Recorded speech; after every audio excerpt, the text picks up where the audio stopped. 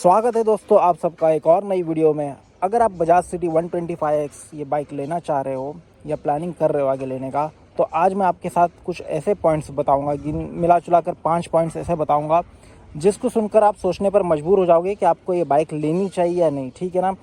सबसे पहली बात, कंपनी के साथ, ब्रांड के साथ, मॉडल के साथ कोई मेरी दुश्मनी नहीं है। मैं देखो आपको बता दे रहा हूँ मीटर में कितना चला चुका हूँ गाड़ी। सबसे पहले 4264 किलोमीटर चला चुका हूँ। ठीक है ना। मैंने इसकी प्रोस एंड कॉन्स की भी वीडियो बनाई है, इसकी तारीफ़ें भी बहुत की है। ठीक है ना। तो बुराई कर रहा हूँ तो उसके पीछे कुछ मकसद है, इसमें असल में वो बुराई मुझे दिखाई दी है, इसलिए मैं ये वीडियो बना रहा हूँ। ठीक है ना। अगर आप बजाज ये बाइक ओन करते हो तो आपको हेट करने की ज़रूरत नहीं है भाई। जो मेरी फीलिंग्स है मैं आपके साथ शेयर कर रहा हूँ। ठीक है ना। तो ये वीडियो खास करके उन लोगों के लिए जो ये बाइक लेने का प्लान कर रहे हैं, तो उनको ये मालूम होना बहुत ज़रूरी है। सबसे पहले पॉइंट की जो मुझे सबसे पहले दिन से ही फेस कर रहा हूँ मैं, वो है गियर टाइटनेस का इशू। फिलहाल अब थोड़ा कम हो गया है। ठीक है। मोस्टली मतलब ना के बराबर आ रहा है, मगर शुरुआत के 2500 किलोमीटर तक मुझे वो इशू फेस होता था। जब गाड़ी सेकंड गियर में आप डालने जाते थे, फर्स्ट से जब सेकंड में शिफ्ट करते तो सेकंड गियर काफ़ी हार्ड महसूस होता था, और कभी कभार थर्ड गियर भी हार्ड महसूस होता था। ठीक है ना। वो शुरुआत के 2500 किलोमीटर में ज़्यादा प्रॉब्लम आया। अब वो प्रॉब्लम कम हो गया है, धीरे धीरे शायद वो ख़त्म भी हो जाएगा। ठीक है। तो ये एक प्रॉब्लम है, मगर वो आप नई गाड़ी लोगे तो आपको फेस करना ही पड़ेगा, इसलिए मैंने ये पॉइंट को बताना ज़रूरी समझा। गियर का इशू नंबर 1 पे इसमें आता है। सेकंड जो है भाई, इंजन रिफाइनमेंट। अब इंजन रिफाइनमेंट का मतलब ये हो गया भाई कि आपका जो इंजन है ना, देखिए 125 सीसी के हिसाब से आपको पावर तो दे देगा, मगर आप को जो रिफाइनमेंट मिलना चाहिए, देखो स्मूथनेस की बात अलग हुई। मैं रिफाइनमेंट का मतलब ये है भाई कि जैसे कि आप मान लो आप सेकंड गियर में ट्रैफिक में चला रहे हो ना भाई, अगर आप मतलब थोड़ा सा भी आपका रेस कम होता है कभी कभी ना, तो आपका इंजन गाड़ी बंद भी पड़ सकती है। ये एक प्रॉब्लम मैं काफ़ी फेस किया हूँ इस गाड़ी में। मतलब ट्रैफिक पे आप स्पीड ब्रेकर पे आप नॉर्मली सेकंड गियर या थर्ड गियर में आप स्पीड ब्रेकर से लेते हो। ठीक है। कोई स्पीड ब्रेकर बड़ा आ जाए तो सेकंड गियर में लेते हो।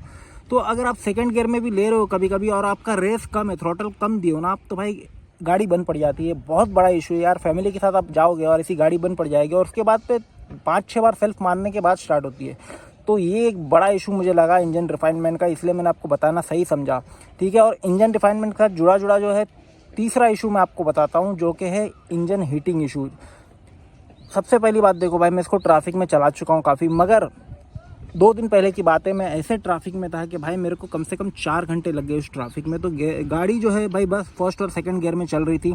वैसे तो हीटिंग इशू इसमें नहीं आता है, मैं इस गाड़ी को पूना भी लेके जाके आ चुका हूँ भाई, काफ़ी अच्छी चली थी गाड़ी।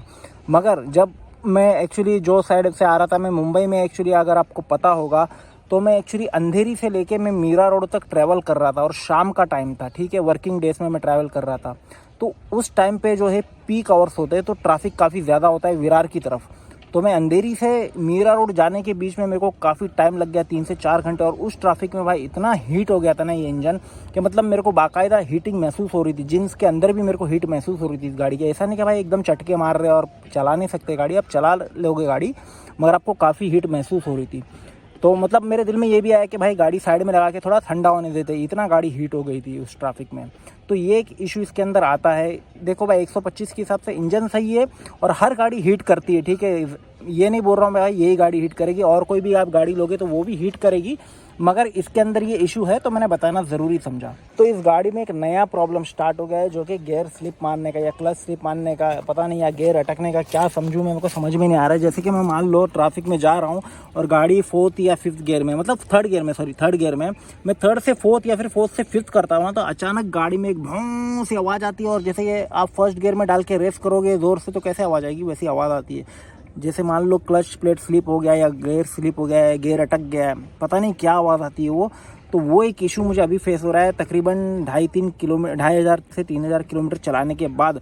ज़्यादा नहीं है इशू, मतलब टोटल मेरे को 1500 किलोमीटर चलाने में 3 या 4 बार आ चुका है। तो मैं उसको बड़ा इशू नहीं समझ रहा हूँ, मगर इशू तो है भाई ये। तो इसलिए मैंने ये पॉइंट को भी इंक्लूड करना ज़रूरी समझा। हो सकता है सर्विस सेंटर में जाए, उसके बाद वो सही हो जाए।